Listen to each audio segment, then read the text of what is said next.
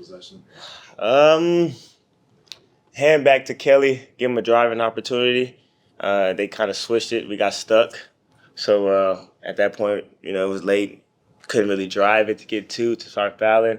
So we tried to get three up at that point. I know we keep asking you about this, Tyrese, but third quarter remains a trouble spot for you guys. I guess what went wrong tonight, and do you think there was anything that went wrong that is part of a larger trend in those quarters? We actually started the third quarter pretty good. Went on a couple runs, made them call a timeout, and then just went downhill from there. It's like sometimes you can't get a rhythm in the third quarter, and we got to do a better job of that. And in the second half, it seemed like Cade really got going for them. I guess what was kind of the difference after halftime compared to maybe shutting it down a little bit first half? Yeah, we didn't follow the game plan after halftime. You know what I'm saying? There's a couple times he got loose, and when a good player gets loose and they see a couple go in, then we know how that goes. So we played well. I think our guys did a decent job on them, especially early in the game. Just keep contesting, and it happens. But next time we got to follow the game plan and know exactly what we want to do. Nick said he wanted to bring Jared in for the first time tonight with you on the floor. Is there anything as the point guard that you're trying to do to ease him back and get him going? Yeah, I told him I was going to run a couple plays for him. I want to see him come off. I mean, they switched a couple actions to make it a little bit difficult for him to get free on a couple of those plays. But I want him to get going. I know we're going to be able to need him. I know we're going to use him. I know what he can do. What he's capable of, and he's worked his tail off to get back to where he is. So, me as a friend, as a brother, and as a teammate, I just want to see him, succeed. Tyrese, I know you would have liked to have gone 2-0, but how did it feel wearing the black jerseys the last two nights, all the stuff that's going on? Great. It was amazing. Love it. The court looks amazing. The crowd was into it. The jersey looked nice. There's something about Drummond's performance. He played good. I think he hit 2 threes, right? Hit 2 threes. He rebounded the ball. He was solid. He's super solid. I think he has been asked to do a lot of different things. You know what I'm saying? He plays weird minutes sometimes. Joel plays. When Joel doesn't play, he doesn't start. You know what I'm saying? But he's been professional about it. He's done a really good job of just being ready every single time Coach calls him into the game. How would you assess y'all through these 10 games? I think we did pretty good. I think we've done pretty good. We've had, 3 back-to-backs. The back-to-backs are always difficult. But, we went out there and fight every single game. I don't think there's been one game. The Cavs, we lost by double digit, but there's not been one game where we just kind of just folded and gave them a game. You know what I mean? We went out there and fought all 48 minutes. Some stuff we definitely need to clean up, but it's also some really good stuff as well. Still trying to get healthy, get everybody back.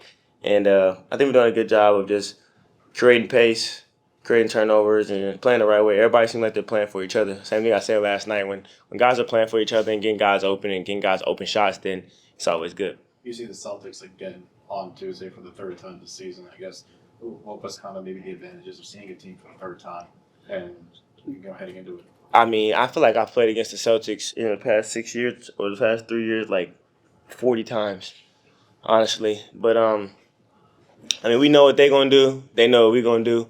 At the end of the day, it's about going out there and executing whatever game plan our coaches bring out Tuesday, and guard your man, guard your yard, and who can be more competitive and come out on top that night. Tyrese, other than having a lot of big and switchable athletes on the perimeter, what makes those guys as tough as they are defensively? Because they've been. I think they just switched a lot of stuff today. They did a good job of just like switching and like packing the paint, making us kick out and shoot some threes, and we didn't shoot great. I mean, we shot 36, which was pretty decent from 3, but like we didn't make a couple of like the kick out threes that we normally make. But they did a good job. Nick, it seemed like you guys bottled up Cade a lot in the first half. You kind of got going in the second half. I guess what was the kind of difference?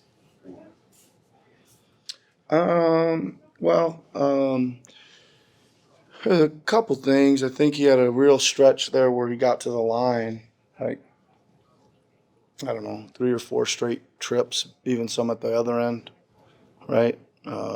Which I think helped got him going pretty good.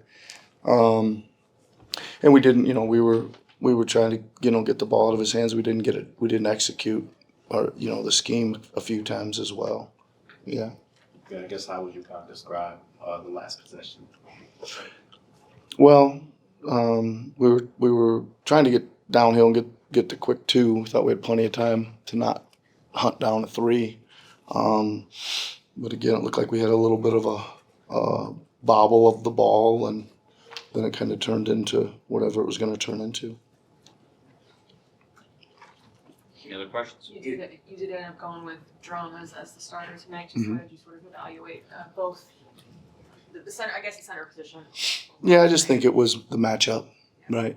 It was pretty clearly the matchup, Drum against Duran and Bona against Paul. Yeah, I think they both, the Drum played pretty good, and I thought Bona did okay too. Yep. That first. Go ahead. Nick, it also seems like in the second half, you're shooting. In the first half, you guys shot the ball pretty well. The second half, you guys struggled at certain stretches to make shots. Yep. And it seemed, do you think that was the difference? I mean, yeah. I mean, I think you're always going to want to shoot. When you create an open shot. I thought we did. I thought we had some good kick out threes and things like that. And I don't know. You look down at it. It's Tyrese got a good number of attempts. Kelly got a good number of attempts. Just didn't hit them. It's going to happen. Yeah. That was probably the best stretch you've gotten from Jabari. That run in the first half, I think it was 12 minutes, and 12 and 5. I guess just what stood out, and how nice was it to see him finally connect on a couple threes? Yeah, it's good. I mean, I think he's a good shooter, and I think it was just a matter of time. He's had a bunch of them go in and out, right? But he played. That was nice to be able to give him a kind of an extended stretch on a back-to-back. I mean, I think we were searching a little bit for rotations and getting guys off the floor early. Even threw Eric in there to just buy some minutes, and I kind of wanted to keep Jared to come back with Tyrese, together, just to again help him out comfortable, his comfortability out there. So again, I thought those guys, they bought some minutes for us, and that's what you're trying to do on a back-to-back sometimes. Nick, what do you think is attributing to, like, you guys start off strong, maybe one half, or have a slow start in the game, and then like the second half? I think it's just basketball. It's just I know. I think so. I think you're probably watching other games too, and you're watching them go back and forth a little bit. I think it's just basketball. PJ struggles a little bit with turnovers today, and then he gets that big 3 in crunch time. What did you see from him in terms of bouncing back from maybe not the first? Yeah, he seems to bounce back. Most of the time. He did it last night as well. I mean, again, it's really physical team with a lot of reach and slap and hitting, both from the primary defender and the secondary defender. Again, you just got to kind of get used to that. You got to be able to play through some of those hits, etc. But you're right. He did bounce back and hit a huge 3 to keep us in the game. Defensively, it seems like he just continues to make an impact on that end of the floor. I guess what have you kind of seen from him defensively for the first 10 or so? Yeah, I'll have to look at it. I thought he was doing okay, right? I mean, I think that we had a kind of a game plan of how we were closing out to some guys, and he executed that a lot, and those guys happened to throw some of those in over the top of him. But I think he did okay. Yeah. You mentioned Jared. How do you think he looked tonight? I mean, I think he's got some work to do, right? I think that for sure he's just trying to figure out where he fits in right now. I think this would be about the second time I thought the stint in the second half, conditioning wise, looked challenging as well for him. So we'll just keep at it. Yeah. Nick Andre attempted the corner 3 to tie the game with like 2 or 3 minutes left. Yep. I guess, is there like a threshold at which you want him taking certain shots versus not? Well, he hit a couple, right? He did a couple already. I mean, listen, they're gonna pack in there, and every now and then you're gonna end up with that kick out as the shot. Again, I think if he was 0 for 0 or 0 for 3 at that time, I might have a different thing. But I think it was 2 for 3 at the time, maybe 2 for 2. I can't remember, but he'd already hit a couple.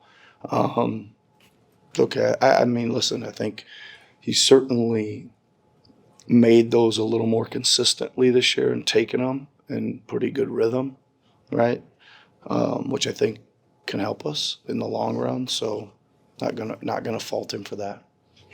I know we've asked this before, but with the third quarters, is there any consistent trend or through line that has led to some of those struggles?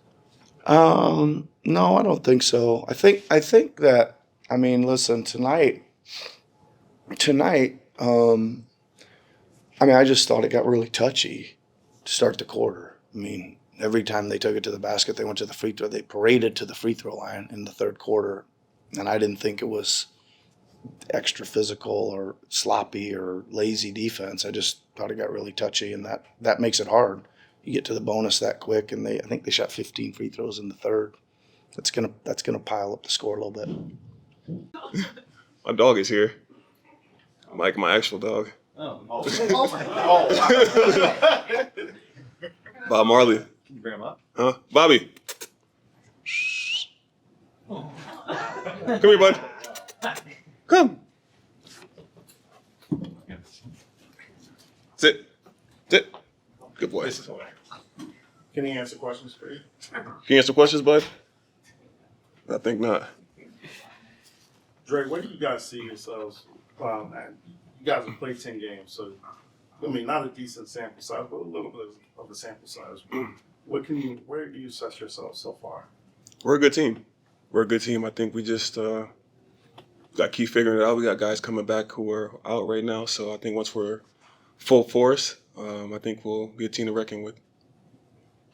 What led to your success tonight? It seemed like you were really in a rhythm. I guess really from the jump offensively for yourself. Just playing the game I know and love, man. You know, I told you guys this from the beginning of the year. Whenever my number's called, you know, I'll be ready to go. Would have been better if we got the win, especially playing against my old team. But we got them again next week, so be prepared for that. It seemed like you guys had Cade bottled up in the first half. The second half, you kind of go in a little bit. I guess what was the difference between the two guys? He's a good player. It's hard to maintain and contain guys like that for a full 48 minutes. So he does what any other great player would do. He found a way, and he pulled his team to a win. When did you know that you'd be starting tonight? And I guess did that change anything mindset-wise or just approach-wise? I found that at the layup lines. Normally I go back to the locker room, you know, and I do my routine back there, and I came out like, yo, you they're calling start lineups. I said, so what? I ain't starting. Like, no, you're out there. So, you know, ran out there and found out that way. But, you know, pretty cool to, you know, earn the starting spot back.